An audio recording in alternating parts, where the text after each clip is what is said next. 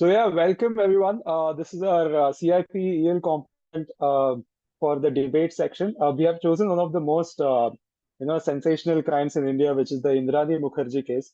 Recently, this came into like after like Netflix made a whole ass documentary on this, in which we discussed in detail about the positives and negatives of the case, this was a very complex case, and how there is no proper conclusion to this case yet. So yeah, this is the tale of mystery, deception, and tangled web of relationships.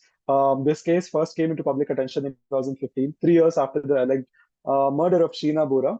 Indrani, a former media executive who was accused of conspiring to kill her own daughter, a crime that unraveled through shocking confessions, dramatic arrests, and also controversial trials. Like this case was there in the news for almost like 3 to 4 years continuously after every judgment was passed regarding this.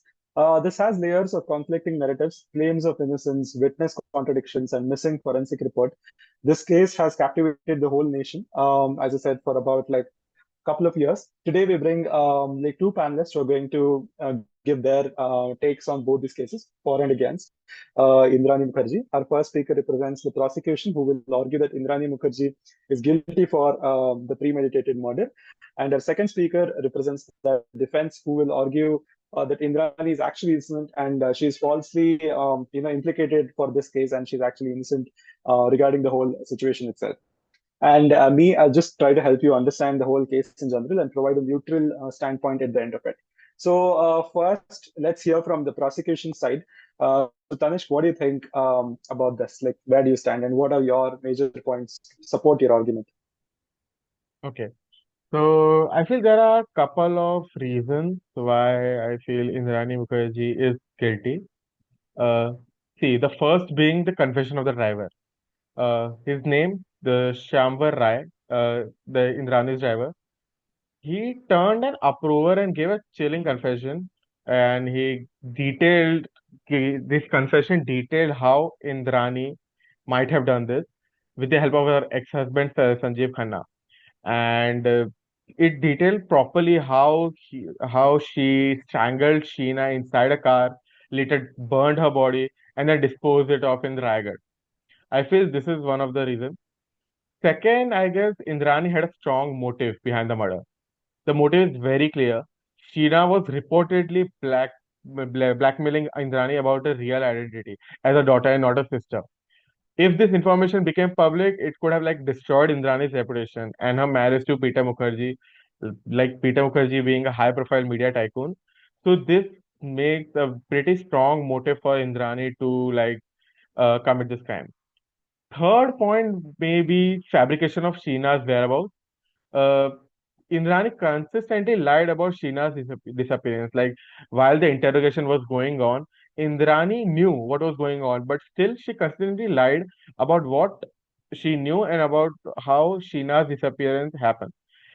Initially, she claimed that she was in US before, and then later she changed her stance. Like, why would a mother falsely declare her daughter was living abroad if she had like nothing to hide? And I also feel the statement from the family members, even Indrani's own family, including her son Mikhail Bora, corroborated the claim that she had reasons to want Sheena gone. And one of the final reasons I feel the for this Indrani case is inconsistent statements by Indrani. She repeatedly changed the version of events. First, she denied any wrongdoing, then later blamed others, and then even claimed she was framed. I guess if she were innocent, why such contradiction? Uh, I guess this is what I feel against Indrani. So, while the prosecution paints a compelling story, the case against Indrani Mukherjee was filled with gaps and inconsistencies. So, this being such a major case, there were lack of many forensic evidences. There was no DNA, no fingerprint, or CCTV footage, places where Indrani was at the crime scene. A murder conviction should be based on a concrete evidence and not just confessions. What do you think? So also unreliable witnesses. So when the prosecution told us about the driver, Shamvar Rai. He confessed only that after he was caught in unrelated arms possession to the case. Could this testimony have been influenced to by deal with the investigators? Is the question. So also, the circumstantial evidences cannot convict. So much of prosecution case is built on motive rather than material proof. All he spoke about was the testimonies given by the driver, or telling why Indrani didn't give a proper say answers, or why she wasn't there, but there was no concrete proof that she did it. And also, I think Indrani is framed as she was a part of a dysfunctional family with multiple strained relationship. This can be framed by people with vested interest. Her husband, Peter Mukherjee, was also arrested despite no solid proof linking him to the crime. And not only this, Indrani spent years in prison without a definitive verdict, raising serious questions about the process and also fairness. So, Indrani's case being such a high and definitive case throughout India was never based on real, say, evidence, and was just based on confessions.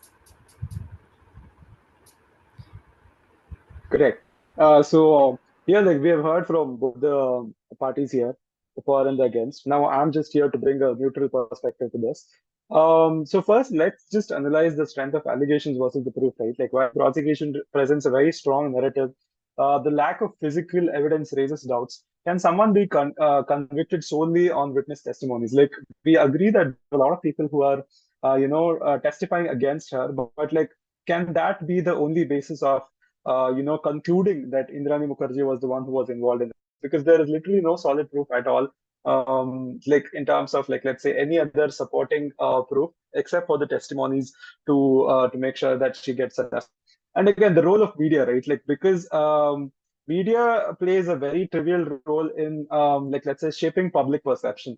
Like, are we biasing our view on like legal findings or sensationalized views? Like because the proofs might be like let's say at level 2, but like media can present it up to like level 10, level 11 itself, in which they can just magnify and escalate an issue to such an extent that they can control the whole narrative about how the public perceives the people involved in that. And again, judicial systems challenges, right? Like we need to understand that the case has been delayed for years. And are there any procedural delays affecting justice? Like let's say if a case has been delayed after a certain point, how much can we like depend on a single testimony? Because testimonies which are given at the beginning of the stage and like the proof that might come up that might come up at the later stages, we might not be even like in a position to tell which are credible and which are not. There can be a lot of fabricated evidences as well. So we need to focus on what is fair trial versus public sentiment. Indrani Mukherjee may be guilty. We're not taking sides here at all, but she may be a victim of a flawed legal system as well, because we do not have like a proper legal system in which like we are evaluating all the proofs and we are running the procedure so quickly that before any proof vanishes, we are able to catch hold of it. Then that is when we can feel like our legal system is strong enough to bring out all the angles of this particular case. And this just presented like there are a lot of loopholes in our own legal system. And what matters is a fair and transparent trial. Like we need to, in general, focus on like there are a lot of cases similar to this as well. This is just the one which is sensationalized. So we need to make sure that the legal system is more robust enough so that we don't end up in like these situations in future. Both the parties, do you want to give your closing statements for today? Okay, so I'll go ahead.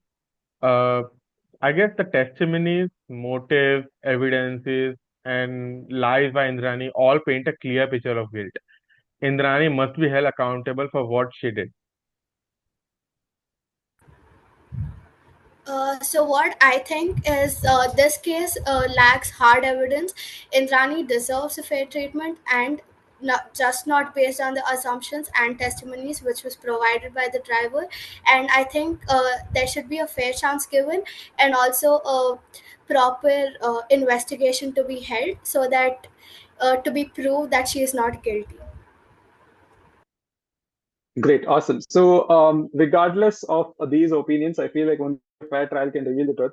Justice may be based on facts and not on perception. So, we need to make sure that there is solid proof when we are concluding on a certain statement. And I feel like if, I said before, if our legal system is more robust enough, then I don't think we will be in similar situations in future. So, as this case is unsolved, I feel like even this video is on a question mark that who actually is right at this point. But then that's for our legal system to figure out. So we'll end the video here. This is again our reiterating the fact that this is our CIP EL presentation for the component of debate. Thank you so much.